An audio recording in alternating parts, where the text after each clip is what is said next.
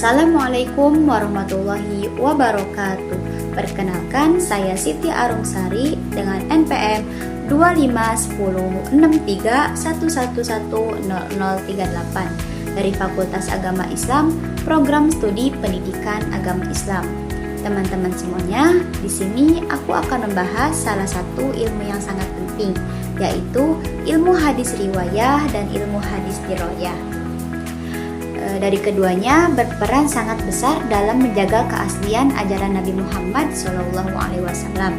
Dengan memahaminya, kita tahu bagaimana hadis itu sampai kepada kita, sekaligus tahu cara menilai apakah hadis tersebut benar-benar dapat dijadikan pedoman. Hadis secara umum adalah segala sesuatu yang disandarkan kepada Nabi Muhammad SAW, baik ucapan, perbuatan, maupun persetujuan beliau. Hadis menjadi sumber hukum Islam setelah Al-Quran, sehingga perlu dipelajari dengan benar. Yang pertama, apa itu hadis riwayah? Secara sederhana, hadis riwayah adalah ilmu yang mempelajari cara periwayatan hadis. Fokusnya adalah bagaimana hadis itu sampai kepada kita. Riwayah yang mencatat sanad, yaitu rantai perawi dari Nabi SAW sampai ulama yang meriwayatkannya, serta mencatat matan, yaitu isi teks hadis.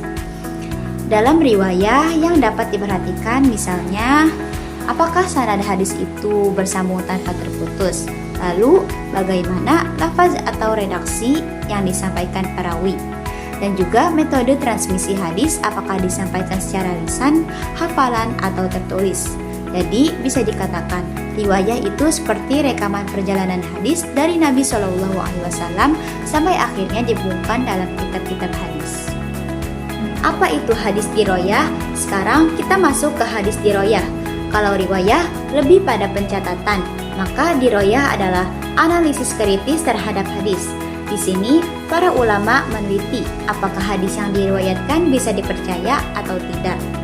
Ada beberapa aspek penting dalam diroyah. Yang pertama itu ilmu rijal, yaitu yang mempelajari biografi para perawi. Apakah mereka orang yang jujur, adil, dan memiliki ingatan yang kuat.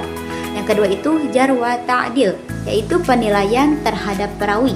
Ada yang disucikan karena terpercaya, ada juga yang dicatat kelemahannya.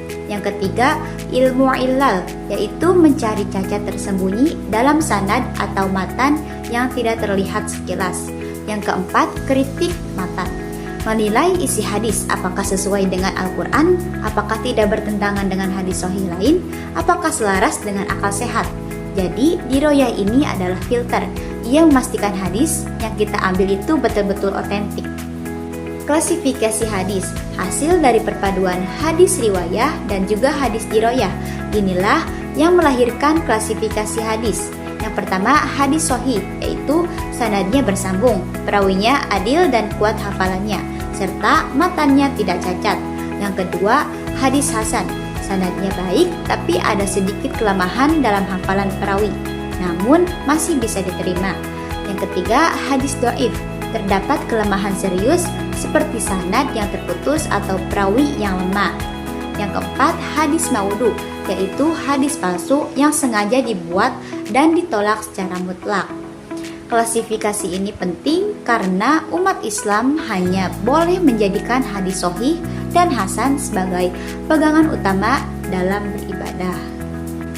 Hubungan riwayah dan diroyah dari penjelasan tadi jelas bahwa riwayah dan diroyah tidak bisa dipisahkan, karena riwayah memberikan data mentah berupa sanad dan matan. Juga diroyah melakukan analisis terhadap data tersebut. Tanpa riwayah, kita tidak punya sumber. Tanpa diroyah, kita tidak tahu apakah sumber itu benar atau palsu. Jadi kesimpulannya, hadis riwayah dan diroyah adalah dua sisi yang saling melengkapi. Riwayah menjaga jalur periwayatan, sementara diroyah memastikan kualitas hadis tetap terjaga. Dengan mempelajari keduanya, kita bisa lebih bijak dan hati-hati dalam menerima hadis, sehingga ajaran Rasulullah SAW yang kita amalkan benar-benar murni dan terpercaya. Semoga penjelasan singkat ini bermanfaat. Wassalamualaikum warahmatullahi wabarakatuh.